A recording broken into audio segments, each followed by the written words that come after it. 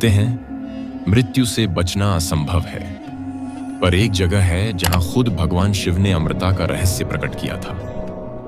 एक गुफा जहां बनी बर्फ की शिवलिंग कभी नहीं पिघलती। एक रहस्य जिसे सुनकर जीव अमर हो जाता है, और एक कथा जिसे सिर्फ पार्वती को बताई गई थी। ये कोई साधारण गुफा नहीं, ये है वो जगह जहां आज भी कबूतर के रूप में अमर आत्माएं विचरण करती हैं, जहां बर्फ में छिपा है वो ज्ञान जो मृत्यु को भी पराजित कर दे। तो क्या है अमरनाथ गुफा का सच? क्या वाकई यह शिव की अमर कथा का घर है? और क्यों आज भी वहां एक मुस्लिम परिवार करता है भगवान शिव की पूजा?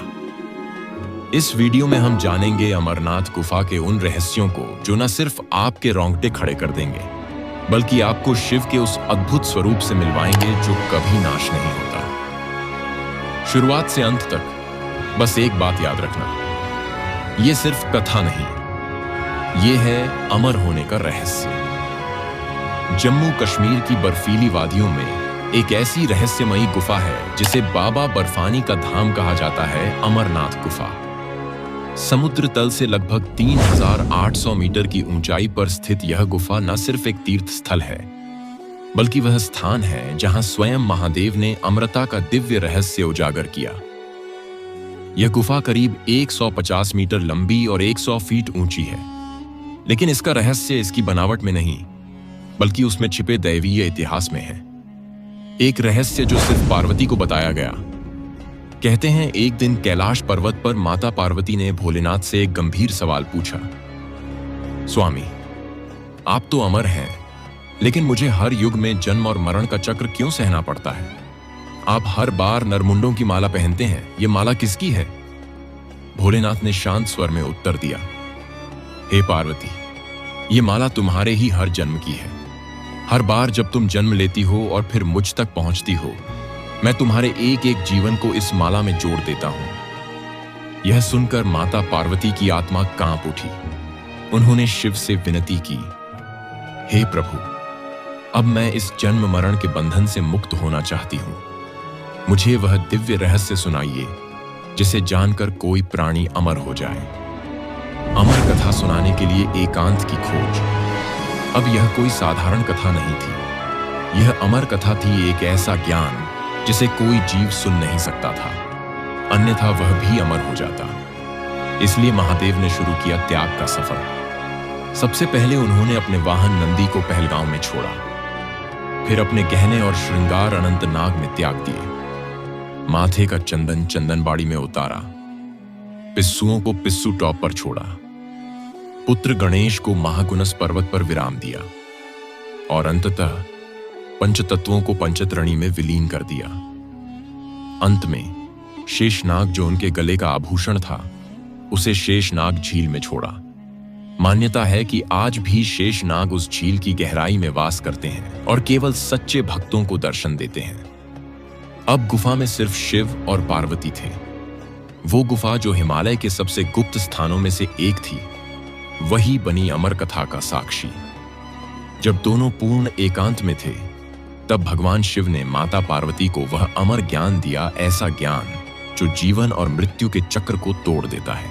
कहानी में एक मोड़ तब आया जब शिव और पार्वती यह अमर कथा सुना रहे थे, तभी गुफा में एक कबूतर का जोड़ा छिपकर कथा सुन रहा था। जब कथा समाप्त हुई, वे कबूतर भी अमर हो गए। कहते हैं आज भी वे कबूतर के रूप में अमरनाथ गुफा में वास करते हैं, और सिर्फ उन्हीं को दर्शन देते हैं जिनका हृदय पूर्णतः निर्मल होता है। क्या यह सिर्फ गुफा है? नहीं, ये एक शक्तिपीठ भी है। एक अन्य मान्यता यह भी है कि यहीं पर माता सती का कंठ गिरा था, इसलिए यह स्थान 51 शक्तिपीठों में भी गिना जाता है।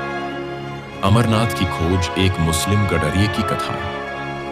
सत्य युग में इसका रहस्य सिर्फ ऋषियों को ज्ञात था, खासकर महर्षि भृंगु को। वे इस गुफा को केवल शिष्यों को बताते थे, और इसका उल्लेख नीलमत पुराण और राजतरंगिणी जैसे ग्रंथों में भी मिलता है। एक मुस्लिम गडरिया जिसका नाम बूटा मलिक था, वह एक दिन अपनी भेड़ें चराते समय एक रहस्यमयी साधु से मिला। साधु ने उसे अंगारों से भरी एक कटोरी दी। जब वह घर गया तो देखा अंगारे सोने में बदल चुके थे। वह धन्यवाद करने के लिए उस साधु को खोजने वापस गया, लेकिन साधु गायब था। ढूंढते ढूंढते वह एक बर्फ से ढकी रहस्यमयी गुफा में पहुंचा और वहां उसने देखा एक बर्फ से बना शिवलिंग। नहीं वह साधारण बर्फ थी, न साधारण गुफा। वह था बाबा बर्फानी का प्रकट रूप। उस दिन से यह गुफा आम जनता के लिए खुल गई और आज भी उसी मुस्लिम गडरिये का परिवार बाबा बर्फानी का पुजारी है और उन्हें पूजा का एक चौथाई हिस्सा प्राप्त होता है। हर वर्ष लाखों श्रद्धालु हजारों कठिनाइयां सहकर हिमालय की ऊंचाइयों पर स्थित इस गुफा की यात्रा करते हैं। अमरनाथ श्राइन बोर्ड द्वारा श्रद्धालुओं के रहन सहन, चिकित्सा और सुरक्षा का पूरा इंतजाम किया जाता है। लेकिन यह यात्रा सिर्फ शरीर की नहीं है, यह आत्मा की यात्रा है, जहां बर्फ में भी जलता है विश्वास का दीपक, जहां हिम से बनता है आस्था का शिवलिंग, जहां हर कदम पर महसूस होता है हर हर महादेव।